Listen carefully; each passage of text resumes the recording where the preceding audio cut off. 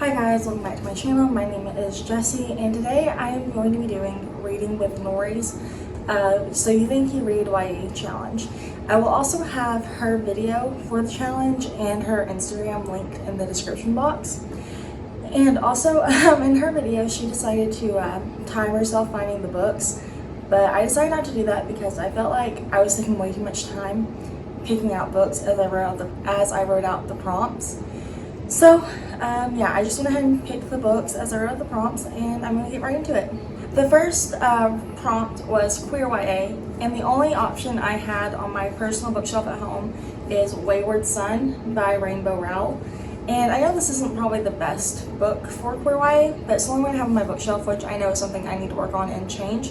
But it's the second book in the Carry On series, where Simon and Baz and Penny are like road tripping across America, and like the first half of the book there's not much of a plot other than just trying to cheer Simon up, I guess, but a plot that I'm assuming will be in the third book kind of starts building towards the end. So yeah, I enjoyed this book, but I am aware that it's probably not the best option for queer YA, and for that I think I really enjoyed They Both Die at the End. I listened to the audiobook for that one last week. I also really enjoyed What If It's Us. I read that one sometime at the beginning of last summer, or end of last summer, beginning of last fall, and I really enjoyed those two as well. The next prompt was YA fantasy, and for that I chose Children of Blood and Bone by Tomi Adeyemi. Children of Virtue and Vengeance. Children of Blood and Bone is really good too. I read that one through as an ebook through my library, but this is the one I had a copy of on my shelf. So I really enjoyed this one. It's like a continuation of Children of Blood and Bone because it's the second book, and I really don't know how to describe it without potentially spoiling it, but basically magic is more or less illegal. Then in this one, the wrong people now have access to magic, and that's the best way I can think of describing it without spoiling it. But it was really good. I really enjoyed it, and I'm excited for whenever the third book comes out. But this was my YA fantasy choice. The next prompt was contemporary YA, and for that I picked The How and the Why by Cynthia Hand, and I really loved this book. It was so good. I had so much fun reading it. It was just, I read this one pretty quick too, but it's about a girl who I guess she knows her whole life she was adopted, and then also it's kind of mixed in with letters from her birth mom, which she doesn't actually get until the end of the book, but like throughout the book she's kind of trying to find out who her birth mom was, and because her own mom is really sick, her adoptive mom, who is for all intents and purposes her real mom, and she wants to find, her and her mom both want to know more about her birth mom, and like every time she tries to find out more information on her birth mom, it's like there's a roadblock. But this one was really cool, and I really liked the letters that the birth mom put in between them. Okay, so the next prompt was Person of Color on the cover, and I picked With the Fire on High by Elizabeth Acevedo. This was probably my favorite books from last year. It's about a girl who, she got pregnant in high school, pretty early in high school, so like by the time she's getting ready to graduate, she has like a toddler to like almost preschool age child, and like up until this point in the book, she's always kind of thought, you know, she was just gonna finish high school and work, I guess. And then she kind of she's always loved to cook, and then throughout the book like opportunities open up like because of this new class that her school offers. It's like a food science course more or less, and she like gets the opportunity to cook more and learn more about cooking, and like their teacher I think has like more experience than just being a high school teacher teaching about cooking. So yeah, this one was really good. I really enjoyed it. I really like pretty much everything. I like everything I've read by Elizabeth Acevedo though. So the next prompt was mental health or disability YA, and I'm picking between two books. I don't know which I would choose, which I like better. But the first one is Winter Girls by Lori Halse Anderson, and the next one is Turtles All the Way Down by John Green. So neither of these books I can say for sure how well their representation of mental illness is, because I've never experienced eating disorders, which are heavily discussed in Winter Girls, or OCD, which the main character Asa, I think her name was Asa, had in Turtles All the Way Down. So like I don't know for sure if their representation is super accurate or if it's just heavily stereotyped. But I do know I enjoyed both these books, and they made me more curious and like I guess more, they made me more curious about like the mental health disorders that the main characters were experiencing. Winter Girls I originally read in high school, and the main character, she has an eating disorder. She recently lost a friend to her own eating disorder, and now she's supposed to be recovering, but she's really not. And then she keeps getting visited by the dead ghost, basically, of her friend who died. And she eventually does decide to recover at the end. Whereas I don't remember, like, OCD, Asa's OCD was definitely like a big role, but wasn't like the whole, there wasn't as big of a role as like the main characters in Winter Girls.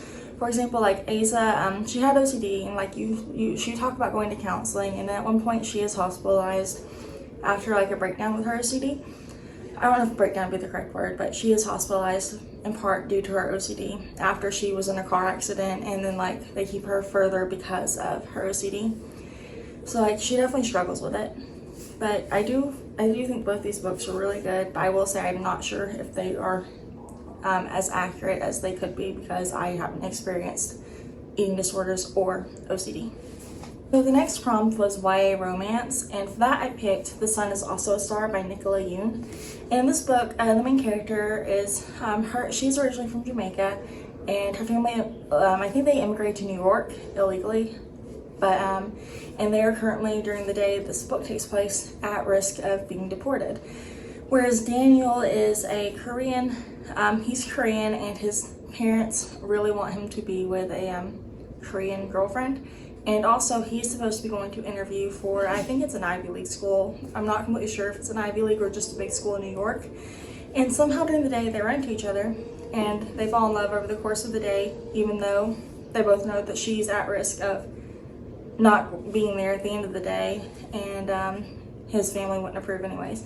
But I really enjoyed this book. I will say at the end, I didn't like the ending, but that's because I was wanting everything to just work out perfectly. So, yeah, this was really good. The next prompt was underrated YA, and I picked Monday's Not Coming by Tiffany D. Jackson.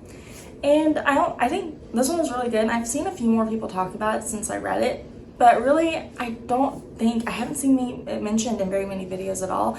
And I don't know if I'm just not watching the right videos or what. But like, I just haven't heard many people talking about it. But I love this book. It was just, I read it in May, which was probably my best reading month of this year, and probably last year too. And just, it was so interesting. Like Claudia, who is the main character, is like the only one concerned with Monday, and you want to know why. Like, why is no one else that concerned right now? And then you find out at the end, it's like a twist that I wasn't expecting. Once you get a couple chapters in, you may expect it. I'm just easy to impress. But no, I really loved this book. I think I went a little bit more into depth about it in my May wrap up and June TBR list a couple weeks ago, and I'll link that in case you want to see more about it. But yes, I love this book. So far, I think it's probably my top favorites of this year. The next prompt was most problematic YA, and I think the House of Night series by PC Cast and Kristen Cast. I only have the first book held up. I have a few more books in the series, but not the whole series, on my bookshelf. But I think this is probably very problematic, especially today, now that like instead of like just ignoring like stereotypes and stuff in books, we're calling them out and saying like, hey, don't do that, that's a stereotype, that's hurting someone. But like, I think the time this book was written, which was probably mid-2000, like somewhere between 2005 2010, I don't know exactly where. I got a copy of this book 2009, I believe. But I'm saying, just, it's very stereotypical. Like, they have the stereotypical gay best friend. Shawnee, I believe, is the name of the black girl, and she's kind of she's the black girl in their friend group. And I feel like she's almost used as a token character because all the other characters are white, except for the main character Zoe, who is differentiated by being like part Cherokee, who actually has like a connection to her ancestry somehow. And so I do enjoy this series, but like, cause like it's just nostalgic because it was like the first real series I read after Twilight, even though I only read the first 4 books. But it is definitely problematic. It's very stereotypical, and yeah. So read at your own risk if you are interested in it. I don't think I'd recommend this to anyone now, unless you were like going into it knowing it's it's very problematic. So the next prompt was beloved series, and I picked the Harry Potter series by J.K. Rowling. And I know J.K. Rowling's trash, but I do think the Harry Potter books have a great message and everything. And I've enjoyed them since the first time I read them, and I'm still in the middle of my reread. But yes, I wasn't a huge Harry Potter fan in high school. Like only just in the past couple months, I've been getting more into them, and like just they're on my mind a lot. So that's part of the reason I picked Harry Potter as my beloved series. But also I do want to say that up until like recently, I didn't pay much attention to like what the authors did like after writing books and stuff. So I do know that J.K. Rowling's kind of trash. She's transphobic and stuff. But this is still a really good series, and I think you can get it used like at Goodwill and bookstores and stuff, like Goodwill or like charity shops and stuff, without having to support J.K. Rowling directly. But yeah, thank you. The next prompt was a mystery or thriller, and for that I picked Sadie by Courtney Summers. And I love this book. It was so good. This is another one that's probably like somewhere within my top favorites for the year so far, and I know the year's barely halfway through.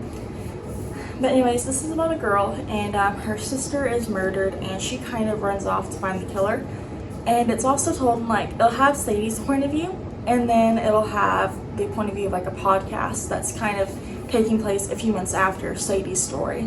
Where like Sadie's story is like a little bit ahead of the podcast. So like you know what's going to happen, and like it's kind of frustrating with the podcast because you know what happened, you know what Sadie did, you know what Sadie didn't do. But the podcast is just, they don't know, they're not the reader, they're in the book obviously, but they're trying to figure out, piece together on their own what Sadie did and like what she didn't do and stuff. So yeah, this is a really good book. I really enjoyed this one. So the next prompt was Backless title, and so I think Backless just means books that are published that weren't published super recently. So I'm not sure if like this is the best example. So I picked Suicide Notes from Beautiful Girls by Lynn Weingarten.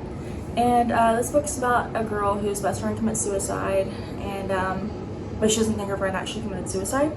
I haven't read this one yet, but I want to read it. And so like I don't know for sure if it's Backless because like it was published in 2015, so it was published a pretty good while ago.